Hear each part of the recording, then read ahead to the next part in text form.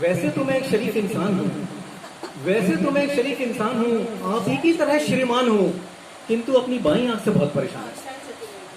अपनी बाईं आंख से बहुत परेशान हूँ, अपने आप ही चल पड़ती है। लोग समझते चलाई गई है, जानबूझकर मिलाई गई है।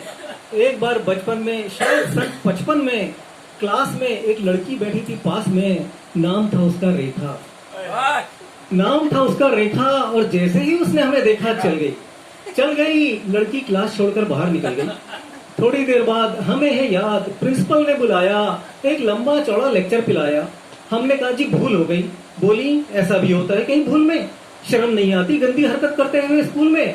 हम उन्हें किस तरह समझाते और इससे पहले कि कुछ कह पाते फिर चल गई। प्रिंसिपल को खल गई, वह मुश्किलें तमाम, कट गया स्कूल से हमारा नाम।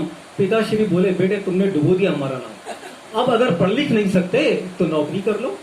उनका हुक्म मान पहुंच गए इंटरव्यू में। खड़े थे क्यू में, हमारे सामने एक लड़की थी खड़ी, जो अचानक मुड़ी और जैसे ही उसकी नजर हम पर पड़ी चल गई।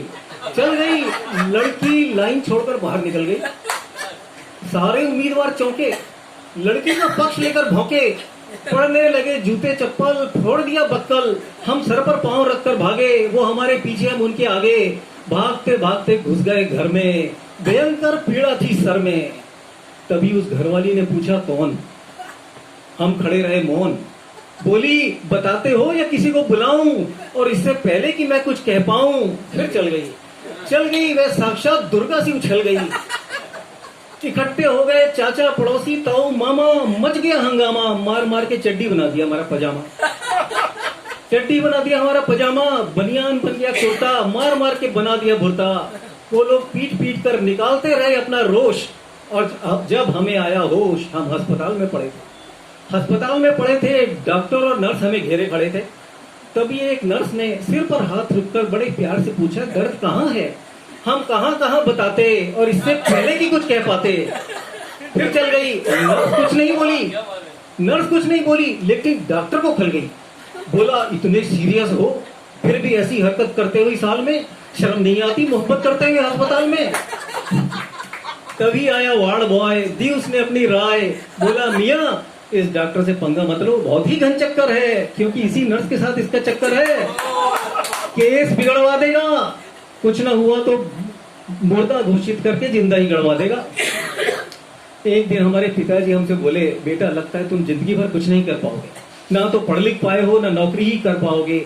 अब अगर कुछ नहीं कर सकते तो शादी कर लो। मैंने एक लड़की देखी है, तुम भी देख लो, जैसी भी है आखिर लड़की है, और फिर यहाँ भी तो कड़की है। उनका हुक्म मान पहुंच गए रुड़की। देख रहे लड़की की माँ ने बड़े प्यार से पूछा जी यात्रा में तकलीफ तो नहीं हुई? ठंडा मंगवाऊं, गर्म पियेंगे या ठंडा मंगवाऊं? इससे पहले कि मैं कुछ कह पाऊं फिर चल गई। वह बड़े शर्माते हुए बोली जी लड़की तो अंदर है, मैं उसकी माँ हूँ। मैंने कहा मैं बहुत परेशान हूँ। जिस मुंह से गए उसी मुंह से वापस आ गए, अपने पिताश्री का सारा प्लान ही ढा गए। पिताश्री गुस्से में आग बबूला होकर बोले अपनी आंख फोड़ लो, तुम अपनी आंख फोड़ लो, नहीं फोड़ सकते तो हमसे नाता ही तोड़ लो, जहां भी जाते हो पिट कर ही आते हो, भगवान जाने कैसे चलाते हो।